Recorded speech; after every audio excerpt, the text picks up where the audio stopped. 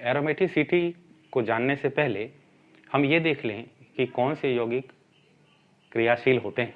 जैसे मान लीजिए मेरे पास एक कंपाउंड है CH2 डबल बॉन्ड CH2, इसमें एक सिग्मा बॉन्ड है और एक पाई बॉन्ड है। यदि मैं इसकी रिएक्शन ब्रोमीन से कराऊं तो ये पाई बॉन्ड यहाँ से ब्रेक होगा और दोनों कार्बन की एक एक वैलेंसी फ्री हो जाएगी और इस फ्री वैलेंसी के साथ एक एक ब्रोमीन आकर जुड़ जाएगा, यानी यहाँ पर हमें ये कंपाउंड मिलेगा। ये रिएक्शन एडिशन रिएक्शन है क्योंकि ब्रोमीन इसके साथ आगे जुड़ रहा है और चूंकि इसमें पाई बॉन्ड है इसलिए यह थोड़ा सा कम स्थायी है।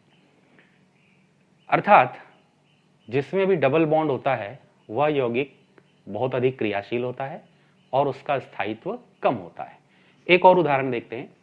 मान लीजिए आपके पास ये एक यौगिक है साइक्लोहेक्सीन। इस पर यदि मैं ब्रोमीन की रिएक्शन कराता हूं तो फिर यहां से एक पाई बॉन्ड ब्रेक होगा और ब्रोमीन इन दोनों कार्बन के साथ जुड़ जाएगा। इसका मतलब ये हुआ कि ये कंपाउंड भी पाई बॉन्ड के कारण अत्यधिक क्रियाशील है। इसी को हम बेंजीन के साथ करके देखते हैं। ये आपकी बेंजीन रिंग, इस पर जब मैं ब्रोमीन की क्रिया कराता हूं उन्हीं सभी स्थितियों में जो मैंने ऊपर कराई तो मैंने देखा कि यहां पर कोई भी रिएक्शन नहीं होती। इसका मतलब है कि बेंजीन ब्रोमीन से उस तरह क्रिया नहीं करता जिस तरह साइक्लोएल्केन करता है।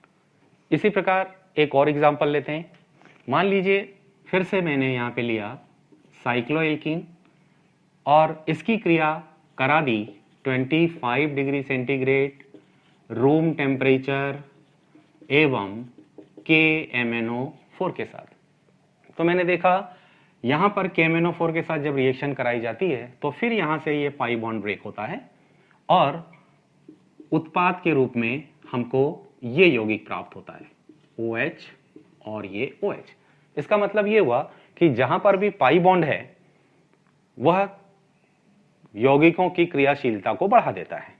लेकिन यही केस बेंजीन में देखें, ये है आपके पास बेंजीन और इसकी सेम कंडीशन पे हमने क्रिया कराई तो हमने देखा कि यहाँ पर कोई भी क्रिया नहीं होती।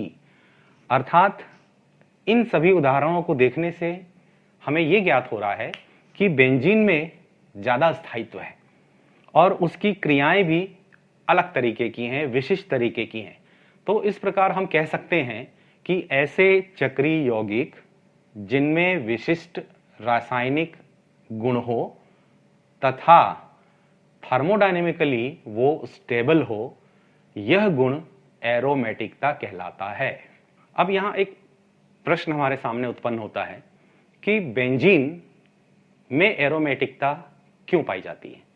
तो एरोमेटिकता पाए जाने के लिए मॉलिक्यूल में कुछ विशेष गुण होने चाहिए जिससे कि वो एरोमेटिक होता है। तो अब हम यहाँ पर देखेंगे कि ऐसे कौन कौन सी कंडीशन है, ऐसे कौन कौन से गुण हैं जिसके कारण चक्रीय यौगिकों में एरोमेटिकता पाई जाती है। तो अब हम देखते हैं कंडीशन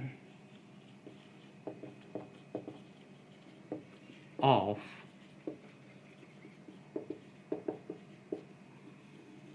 एरोमेटिसिटी पाए जाने के लिए किसी यौगिक में क्या क्या कंडीशन होनी चाहिए, कौन कौन सी शर्तें हैं जिसके कारण यौगिक एरोमेटिक होता है। तो जो सबसे पहली शर्त है वो है cyclic. Molecule should be cyclic, यानी यौगिक का चक्रीय होना जरूरी है।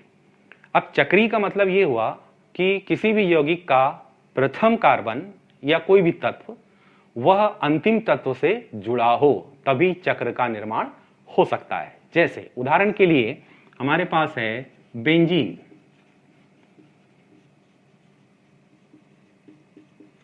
ये हुआ आपका बेंजीन। यदि मैं इनका अंकन करूं तो ये हो गया 1 2 3 4 5 और ये 6। तो हम लोग देख रहे हैं कि कि पहला और आखिरी तत्व जो है वो आपस में जुड़ा हुआ है, जिसके कारण कि चक्र का निर्माण हुआ। तो चक्रीय यौगिक ही एरोमेटिक या एरोमेटिसिटी रखेंगे। ये बेंजीन को हम लोग इस प्रकार से भी लिखते हैं, ये हो गया बेंजीन। इसी प्रकार और बहुत सारे उदाहरण हैं, जैसे उदाहरण के लिए ये आपके पास एक यौगिक है फ्यूरेन। फ्यूरेन फ्यूरेन में भी हम लोग देख रहे हैं कि इस प्रकार से ये चक्र पाया जा रहा है। इसी प्रकार बेंजीन से बड़े होमोलोगस जो हैं वो भी चक्रीय होते हैं, जैसे उदाहरण के लिए ये हो गया आपका एक बेंजीन और ये दूसरा बेंजीन रिंग, ये लीजिए इस प्रकार। तो यह भी चक्रीय यौगिक है, अर्थात इसको हम कहते हैं नैफ्थलीन। नैफ्थलीन नैफ्थलीन भी चक्रीय यौगिक है।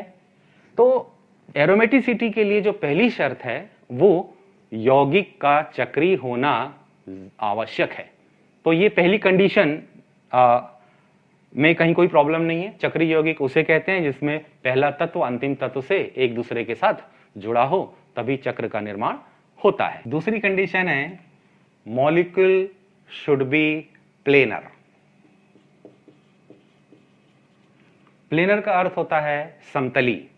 तो पहली कंडीशन तो यह हो गई कि यौगिक को चक्रीय होना चाहिए। दूसरी कंडीशन यह है कि मॉलिक्यूल जो है वो प्लेनर होना चाहिए। अब प्लेनर, किसी यौगिक के प्लेनर होने का पता हम कैसे लगा सकते हैं? तो सबसे पहली बात तो यह है कि आप यौगिक को देखकर 100% ये नहीं कह सकते कि ये यौगिक प्लेनर है, मगर काफी हद तक हम ये पता लगा सकते हैं कि कौन सा यौगिक प्लेनर है। तो प्लेनर होने के लिए जो सबसे पहली कंडीशन है वो है sp2 संकरण। यदि किसी यौगिक के सभी तत्वों में sp2 संकरण है तो वह प्लेनर होगा। जैसे उदाहरण के लिए हमारा उदाहरण है बेंजीन। ये यौगिक प्लेनर है, तो देखते हैं कैसे प्लेनर है। इसका फॉर्मूला ये है, CH स्ट्रक्चर में बना रहा हूं, CH CH और ये CH। हमने इसके पहले भी ऑर्गेनिक केमिस्ट्री में पढ़ा हुआ है कि जिस कार्बन के साथ भी डबल बॉन्ड होता है उस कार्बन में sp2 संकरण पाया जाता है। अर्थात इस कार्बन के साथ यहां डबल बॉन्ड है, इसका मतलब इसमें sp2 संकरण है। इसके साथ डबल बॉन्ड है, sp2 संकरण है। इसके साथ डबल बॉन्ड है sp2, ये भी कैसा हो गया sp2। और इन दोनों कार्बन के साथ भी डबल बॉन्ड दिख रहा है, इसका मतलब ये दोनों कार्बन भी कैसे हो गए sp2। अर्थात इस पूरे चेन में जितने भी कार्बन है सभी में sp2 संकरण पाया जाता है, अर्थात यह यौगिक चक्रीय होगा। तो प्लेनर को पहचानने का काफी हद तक, 100% मैं नहीं कहता, काफी हद तक हम किसी भी यौगिक के प्लेनर होने की पहचान उसके संकरण से पता लगा सकते हैं। तो ऐसे यौगिक जिनके सभी तत्वों में, ऐसा चक्रीय यौगिक जिनके सभी तत्वों में sp2 संकरण पाया जाता है तो वह चक्रीय होगा और प्लेनर होगा। तो ये चक्रीय भी है और प्लेनर भी है। तो ये दो कंडीशन हो गई। अब उसके बाद तीसरी कंडीशन देखते हैं। चलिए अब हम लोग यहां पर तीसरी कंडीशन देखते हैं। एरोमेटिक कंपाउंड होने के लिए तीसरी शर्त है फुल्ली कॉन्जुगेटेड स्ट्रक्चर, यानी पूरा का पूरा मॉलिक्यूल जो है उसमें कॉन्जुगेशन होना चाहिए। कॉन्जुगेशन का मतलब संयुग्मन। इसके पहले भी हम लोगों ने संयुग्मन कई बार पढ़ा है। एक उदाहरण देकर मैं आपको समझाता हूं। जैसे ये आपके पास है ब्यूटाडाइईन, ठीक है। इस ब्यूटाडाइईन में ये पाई बॉन्ड है, ये सिग्मा बॉन्ड है और ये पाई बॉन्ड है। जब सिग्मा और पाई एकांतर क्रम में होते हैं तो उस यौगिक में संयुग्मन पाया जाता है। यहां पर संयुग्मन का मतलब यह हुआ कि जो पाई बॉन्ड के इलेक्ट्रॉन है वो डीलोकेलाइज्ड हो सकते हैं। डीलोकेलाइज्ड का मतलब है अपने स्थान से दूसरे स्थान पर जा सकते हैं। जैसे उदाहरण के लिए ये वाला इलेक्ट्रॉन यहां आ सकता है और ये वाले इलेक्ट्रॉन जो हैं वो यहां आ सकते हैं। इसका मतलब है कि यहां पे इलेक्ट्रॉनों का डीलोकेलाइजेशन हो सकता है। सेम केस हम लोग बेंजीन में देखते हैं, क्या बेंजीन के स्ट्रक्चर में डीलोकलाइजेशन पॉसिबल है, संयुग्मन पॉसिबल है। तो बेंजीन का स्ट्रक्चर इस प्रकार से होता है, ये हो गया आपका बेंजीन, जिसमें डबल बॉन्ड एकांतर क्रम में होते हैं। अब यहां पर फिर से देखते हैं, ये pi bond, sigma bond, pi bond, sigma bond, pi bond और ये सिग्मा बॉन्ड, तो ये सारे के सारे एकांतर क्रम में, सिग्मा और पाई बॉन्ड एकांतर क्रम में है। इसका मतलब है कि ये कंपाउंड जो है वो फुल्ली कॉन्जुगेटेड सिस्टम है, पूरी तरह पूरे मॉलिक्यूल में संयुग्मन हो रहा है। इसी तरह एक और एग्जांपल देखते हैं, जैसे हमने ये एग्जांपल देखा, इस एग्जांपल को यदि हम देखें तो यहां पर भी आपको कुछ डीलोकलाइजेशन दिखेगा, जैसे पाई सिग्मा, मगर यहां पे सिग्मा आ गया। इसका मतलब है कि यहां पे संयुग्मन नहीं हो सकता, ये मॉलिक्यूल जो है वो यहां तक ही संयुग्मित है, आधा मॉलिक्यूल संयुग्मित है, इस पोर्शन में संयुग्मन नहीं हो रहा है, इसलिए हम इसको फुल्ली कॉन्जुगेटेड स्ट्रक्चर नहीं कहेंगे, इसमें एरोमेटिसिटी पाए जाने की कोई भी संभावना नहीं होगी। तो एरोमेटिक होने के लिए जो तीसरी कंडीशन है वो है फुल्ली कॉन्जुगेटेड होना। जब तक मॉलिक्यूल फुल्ली कॉन्जुगेटेड नहीं होगा तब तक उसमें एरोमेटिसिटी नहीं पाई जाएगी। अब सवाल ये उठता है कि हम कैसे पहचाने किस यौगिकों में कॉन्जुगेशन होता है, किस में नहीं होता है। एग्जाम्पल देखते हैं और उससे हमको पता चलेगा कि इसमें कॉन्जुगेशन है या नहीं। पहली चीज जो आपको देखनी है वो है एकांतर क्रम में सिग्मा पाई सिग्मा बॉन्ड का होना। इसका मतलब ये हुआ कि पहली कंडीशन है सिग्मा पाई और सिग्मा। यदि ऐसी कंडीशन है और लगातार है तो हम कह सकते हैं कि इस यौगिक में संयुग्मन पाया जाएगा। सेकंड कंडीशन देखते हैं। सेकंड कंडीशन में pi sigma and lone pair of electron, pi sigma and lone pair of electron. यदि ऐसी परिस्थिति कहीं पर निर्मित होती है इसका मतलब है कि उस यौगिक में कॉन्जुगेशन पाया जाएगा। तीसरी कंडीशन क्या है उसको देखिए, pi sigma and plus charge. चूंकि ये पॉजिटिव चार्ज है इसका मतलब है कि यदि यहां पर कोई कार्बन उपस्थित है तो उसके p ऑर्बिटल वैकेंट होगा और ये p ऑर्बिटल जो है वो यहां पर संयुग्मन में भाग ले सकता है। अर्थात किसी यौगिक में संयुग्मन है या नहीं उसको पहचानने के ये तीन तरीके हैं। सिग्मा पाई सिग्मा यदि एकांतर क्रम में है तो उसमें संयुग्मन पाया जाएगा, यदि पाई सिग्मा और लोन पेयर ऑफ इलेक्ट्रॉन है तो भी पाया जाएगा, और तीसरी कंडीशन है पाई सिग्मा और पॉजिटिव चार्ज यदि उसमें है तो उसमें संयुग्मन हो सकता है। तो तीसरी कंडीशन हमारी कहती है कि जिस यौगिक में कॉन्जुगेशन पाया जाता है और पूरे यौगिक में कॉन्जुगेशन पाया जाता है उसी में एरोमेटिसिटी पाई जाएगी। अब हम देखते हैं चौथी कंडीशन। चौथी कंडीशन है उस मॉलिक्यूल के द्वारा हकल के नियम का पालन किया जाना चाहिए। तो चौथी कंडीशन है हकल्स रूल। Huckel's rule. अब ये हकल्स रूल क्या है?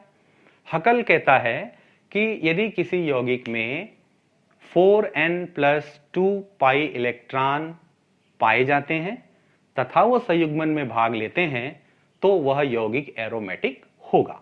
तो नियम कहता है 4n+2 पाई इलेक्ट्रॉन। अब ये 4n+2 पाई इलेक्ट्रॉन में n जो है वो इंटीजर है, n = 0 1 2 3 and so on. n की वैल्यू ध्यान दीजिएगा, n की वैल्यू 0 1 2 3 4 एवं अन्य हो सकती है।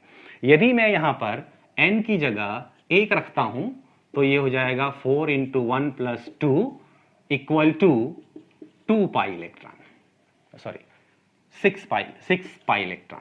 यदि मैं 4 की जगह 1 रखता हूं, 4 की जगह 1 रखता हूं तो मुझे मिलेगा यहां पे 6 पाई इलेक्ट्रॉन। यदि मैं 1 की जगह 0 रखता हूं तो मुझे मिलेगा 2 पाई इलेक्ट्रॉन। यदि मैं n की जगह 2 रखता हूं तो मुझे मिलेगा 4 दूनी 8, 8 और 2 10 पाई इलेक्ट्रॉन। इसी प्रकार यदि मैं 3 रखता हूं तो मुझे मिलेगा 12 और 2 14 pi electron and so on. इसका मतलब ये हुआ कि जिस यौगिक में भी 2 6 10 और 14 इलेक्ट्रॉन संयुग्मन में भाग लेते हैं वे यौगिक एरोमेटिक गुण प्रदर्शित करते हैं। अब इसका एक एग्जाम्पल लेके देखते हैं। एग्जाम्पल मैंने लिया बेंजीन। बेंजीन में पाई इलेक्ट्रॉनों की संख्या देखिए, पाई इलेक्ट्रॉन 1 2 3 है। इसका मतलब है कि एक पाई इलेक्ट्रॉन में 2 इलेक्ट्रॉन, एक पाई बॉन्ड में 2 इलेक्ट्रॉन, यानी यहां पर कुल हमारे पास 6 पाई इलेक्ट्रॉन है। 6 पाई इलेक्ट्रॉन है और हकल्स रूल के हिसाब से भी 6 पाई इलेक्ट्रॉन यदि उसमें है तो वह एरोमेटिक होगा। यानी पहली कंडीशन क्या थी? साइक्लिक होना चाहिए। दूसरी कंडीशन क्या थी? प्लेनर होना चाहिए। तीसरी कंडीशन क्या थी? संयुग्मन होना चाहिए। और चौथी कंडीशन ये है कि हकल्स रूल का उसे पालन करना चाहिए। ये 4 कंडीशन यदि किसी यौगिक में है तो वह यौगिक एरोमेटिक होगा, अर्थात उसमें अतिरिक्त स्थायित्व पाया जाएगा। अब इन चारों नियमों को जानने के बाद हम कुछ उदाहरण के द्वारा इस एरोमेटिसिटी को समझने का प्रयास करते हैं। बेंजीन का केस तो हमने देख लिया। अब हम एक दूसरा केस लेते हैं। उदाहरण के लिए मैं अब यहां पे लेता हूं एंथ्रासीन का केस। एंथ्रासीन में 3 बेंजीन नाभिक एक साथ जुड़े होते हैं और एकांतर क्रम में इस तरह से डबल बॉन्ड होते हैं। यह है आपका एंथ्रासीन। अब इस एंथ्रासीन में सबसे पहली कंडीशन ये थी हमारी चक्रीय होना चाहिए। तो आप यहां देख रहे हैं कि ये चक्रीय यौगिक है इस प्रकार से। तो पहली कंडीशन तो फुलफिल हो गई। दूसरी कंडीशन ये है कि molecule should be planar. Molecule जो है वो प्लेनर होना चाहिए। तो प्लेनर होने के लिए शर्त क्या थी? यदि सभी कार्बन में sp2 हाइब्रिडाइजेशन है तो वह प्लेनर होगा। यहां देखिए हर कार्बन डबल बॉन्ड से अटैच है। इसका मतलब यह है कि हर कार्बन पर sp2 संकरण पाया जा रहा है, अर्थात ये यौगिक प्लेनर होगा। तो 2 कंडीशन फुलफिल हो गई। तीसरी कंडीशन है संयुग्मन। तो संयुग्मन के लिए देखिए, ये देखिए pi sigma pi sigma pi sigma, फिर उसके बाद ये हो गया pi sigma pi sigma pi sigma, then उसके बाद ये हो गया सिग्मा पाई सिग्मा पाई और ये सिग्मा। इसका मतलब है कि पहली वाली कंडीशन पाई और सिग्मा बॉन्ड जो है वो अल्टरनेट क्रम में हो, तो यहां पर अल्टरनेट क्रम में है। इसका मतलब है कि यह कंपाउंड मॉलिक्यूल जो है वो पूरी तरह से कॉन्जुगेटेड है। तो पूरी तरह से कॉन्जुगेटेड है, इसका मतलब है कि यह एरोमेटिक हो सकता है। अभी हमने चौथा रूल देखा नहीं है। चौथा देखते हैं हकल्स रूल। हकल्स रूल में देखिए, हकल्स रूल में यहां पे पाई बॉन्ड को काउंट करते हैं 1 2 3 4 5 6 7। तो यहां पे हमारे पास 7 पाई बॉन्ड्स हैं। 7 पाई बॉन्ड का मतलब हुआ हमारे पास 14 पाई इलेक्ट्रॉन है। और हकल्स रूल भी कहता है कि 14 पाई इलेक्ट्रॉन यदि उस यौगिक में है तो वह यौगिक एरोमेटिक होगा। तो ये हुआ एंथ्रासीन का एग्जाम्पल। और कुछ एग्जाम्पल देखते हैं। चलिए एक और एग्जाम्पल लेते हैं। एग्जाम्पल है हमारे पास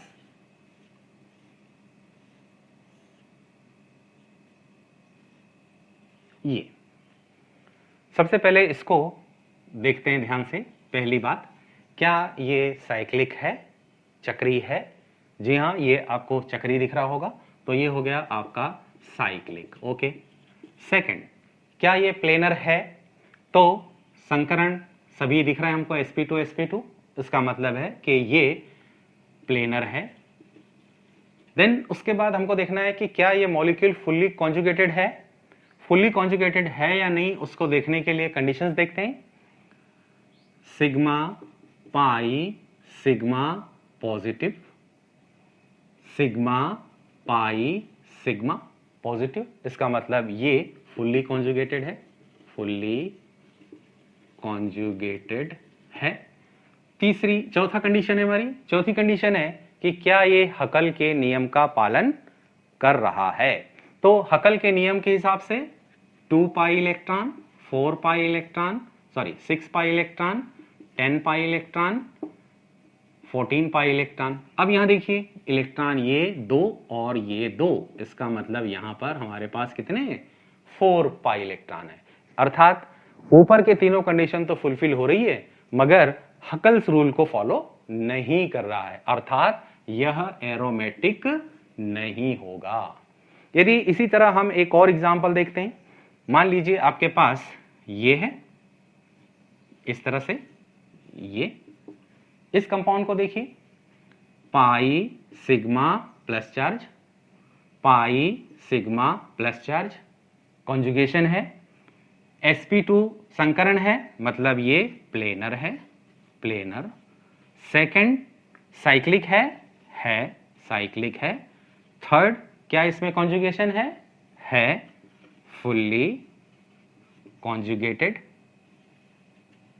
देन क्या ये हकल के नियम का पालन कर रहा है, तो इसमें 2 पाई इलेक्ट्रॉन है और 2 पाई इलेक्ट्रॉन जिसमें होते हैं वो हकल के नियम का पालन करता है, अर्थात ये हकल के नियम का पालन भी कर रहा है। ये चारों कंडीशन यहां पर फुलफिल हो रही हैं, अर्थात यह यौगिक एरोमेटिक होगा।